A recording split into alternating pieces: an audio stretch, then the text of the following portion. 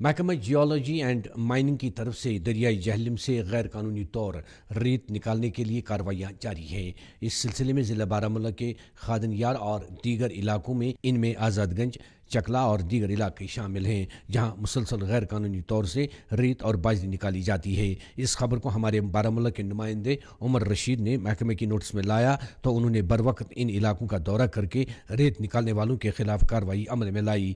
पेश है इस सिलसिले में उमर रशीद की ये रिपोर्ट। नाज़रीन, हम मौजूद है ज़िला बारामूला के खादिनार इलाके में। आपको हम दिखा सकते हैं कि किस तरह से दरियाई जहलम को लूटा जा रहा है गैर कानूनी तरीके से। यहाँ पर आपको दिखा सकता हूँ कि कितने टिपर्स जो है गैर कानूनी तरीके से यहाँ पर सैंड एक्सट्रैक्शन कर रहे हैं। फ्लड डिपार्टमेंट जो है वो चुप क्यों बैठा है? आखिर यहाँ पर किस तरह से दरियाई जहलम को लूटा जा रहा है, रेत निकाली जा रही है गैर कानूनी तरीके से। और यहाँ पर जब हम आए तो इन्होंने यहाँ पर काम बंद किया और ये देख सकते हैं आप मेरे पीछे जो दरियाई जहलम है उस तरह से कितने टिपर्स जो है वहाँ से इलीगली तौर जो है रेत निकालने का काम कर रहे हैं। आपको बता दें कि डिप्टी कमिश्नर बारामूला का एक हुक्मनामा दिखाकर ये कह रहे हैं कि एडीसी बारामूला की परमिशन पे, हुक्मनामे पे हम ये रेत निकाल रहे हैं। लेकिन आपको बता दें कि जियोलॉजी एंड माइनिंग और फ्लड डिपार्टमेंट का इजाज़त होना बहुत ज़रूरी है। और दूसरी तरफ से आपको बता दें कि यहाँ पर जो किश्ती वाले रेत निकालते हैं उन्हें परमिशन नहीं दिया जा। बड़े लोगों को रेत निकालने, बड़े पैमाने पर रेत निकाली जाती है, इलीगली तौर वो निकाल रहे हैं, और छोटे छोटे जो किश्ती वाले हैं उन्हें रोक दिया जाता है। लिहाजा गवर्नर इंतजामिया को चाहिए, डिप्टी कमिश्नर बारामूला को चाहिए कि इसको बड़े पैमाने पर इन्वेस्टिगेशन किया जाए ताकि दरियाई जहलम को बचाया जा सके। एन न्यूज़ के लिए बारामूला से मैं उमर रशीद। देखिए, ये मैं पहले से भी कुछ कंप्लेंट्स आई थी, तो आपके माध्यम से भी बहुत सी कंप्लेंट्स आती है। आप ये जो सैंड माफिया जो ऑपरेट हो रहा है इस डिस्ट्रिक्ट में, तो इसके ख़िलाफ़ हमने ऑलरेडी पहले भी कुछ कार्रवाइयाँ की हैं, अभी भी कर रहे हैं। आज भी आपने देखा यहाँ खादनियार एरिया में कुछ ये इलीगली एक्सट्रैक्ट कर रहे थे। दो ये कर रहे हैं कि हमें डिस्ट्रिक्ट एडमिनिस्ट्रेशन की तरफ से परमिशन है, तो प्रॉपरली परमिशन अभी इनको नहीं हुआ है, तो इसलिए इन्होंने उससे पहले ही ये काम शुरू कर दिया है।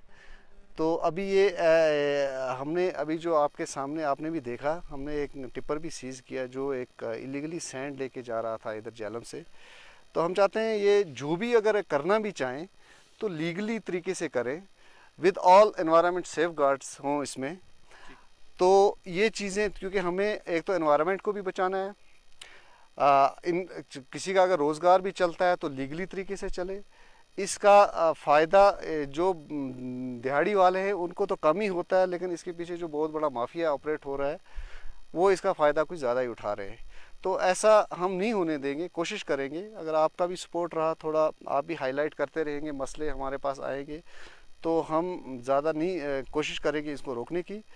तो आज हमने जो अभी एक मशीन भी पकड़ी थी, लेकिन उसका अनफॉर्चुनेटली उनके जो भी ड्राइवर वगैरह वो भाग गए, लेकिन टिपर हमने जब्त कर लिया और हमने कंसर्न पुलिस स्टेशन के हवाले कर दिया वो टिपर। हाँ, इंशाल्लाह हम पूरी कोशिश करेंगे कि जो भी इलीगल जो भी एक्सट्रैक्शन सैंड का स्पेशली जो इधर डिस्ट्रिक्ट बारामूला में हो रहा है उसको रोकने की कोशिश करेंगे। और इसके अलावा भी जो भी नालाज हैं हमारे, मिनरल्स जहाँ भी है, उसको सेफ गार्ड करने की कोशिश करेंगे और इलीगली एक्सट्रैक्ट होने से हम बचाएंगे। ख़ासकर इससे ज़्यादा अगर ये अनसाइंटिफिकली करेंगे तो एनवायरनमेंट की तबाही होती है। तो हमारा यही रहेगा कि लीगली हो और एनवायरनमेंट्स के जो भी पैरामीटर्स हैं वो इंटैक्ट रहें और एनवायरनमेंट भी बचे। और लोगों को भी परेशानी होती हैं, आए दिन अगर इस तरह ही चलता रहा तो फिर गाड़ियों का भी मूवमेंट इतना हो जाता है कि लोगों के घरों के सामने से लोग गाड़ियाँ जाती हैं, वो भी परेशानी है, कंप्लेंट्स आती हैं। तो हम इस पे बड़ा इस पे करते भी आ रहे हैं, कार्रवाइयाँ आगे भी करेंगे ताकि ये चीज़ें रुक जाएँ। हाँ बिल्कुल, आपने पहले तो यहाँ का जो अभी मटेरियल हमने इसका अभी हमने कर लिया मेजरमेंट वगैरह, तो ये हम अपने रिकॉर्ड में रखेंगे। दो इसका तो हम लॉस होने नहीं देंगे, जो भी गवर्नमेंट का ये लॉस करना चाहेंगे वो नहीं होने देंगे, लेकिन इसके जो भी कार्रवाई होगी, जो भी रूल्स के हिसाब से होगा वो हम करेंगे। बाकी चकला का रहा, चकला में भी इससे भी ज़्यादा वहाँ पाया गया। लास्ट टाइम मैं भी गया था, वहाँ हमने कुछ गाड़ियाँ, ट्रैक्टर वगैरह भी सीज़ किए और वहाँ के कुछ बंदों के ख़िलाफ़ एफआईआर भी हमने काटा पुलिस स्टेशन बारामूला में। उनके ख़िलाफ़ कार्रवाई चल रही है, उनके अपने हिसाब से जो भी लॉ में है और बाकी जो है उनने जो भी मटेरियल वहाँ से निकाला हुआ है उसका हम बाज़ाब्ता एस्टिमेट कर रहे हैं। वो कितना निकाला है उस रूल के हिसाब से कितना उनको पेनल्टी पड़ेगा वो इंशाल्लाह हम रिकवर करके रहेंगे। बाकी जो गाड़ियों का मूवमेंट रहता है उनका, वो हमारे पास भी कंप्लेंट्स आई वहाँ अंदर से, वो हम कोशिश करेंगे कि अब हम मतलब पूरे ऑल्टरनेट डेज या जब भी मौका मिले हम इसका एक चेक रखेंगे। जो भी एक्सेस, जो भी इलीगल गाड़ियां लेके जाएंगी मटेरियल, उनको हम सीज। आज़ादगंज का आपने सही फरमाया, वो पिछली बार भी हमारी नोट्स में आया था और हमने पुलिस की मदद से वहाँ के वो रास्ते वगैरह, अप्रोच रोड जो भी था उनका, वो काट दिया था। अब हमें और इन्फॉर्मेशन मिली है कि उन्होंने, इवन मैंने कल देखा भी, उन्होंने वो रास्ता वापस रिफ़िल कर दिया है और फिर उन्होंने कार्रवाई शुरू कर दी है इस एक्सट्रैक्शन की। तो इंशाल्लाह अब थोड़ा टाइम दे दीजिए, वो भी हम देख लेंगे और उसको भी कंट्रोल करने की कोशिश। अगर इस ज़िले की बात करें, आपको पता है ये मतलब बारामूला डिस्ट्रिक्ट जो बाकी डिस्ट्रिक्ट में से बहुत बड़ा है और हर एरिया में, मतलब मैं कहूँ कि आप उड़ी से लेके आप नारबल तक जाइए या इधर गुलमर्ग से लेके सोपर साइड, रफ़ियाबाद वगैरह, हर एरिया में मिनरल्स है और मिनरल एक्टिविटीज़ होती हैं। उसको कंट्रोल करने के लिए उस हिसाब से हमारे पास स्टाफ बहुत नहीं, मैं कहना ना होने के बराबर है।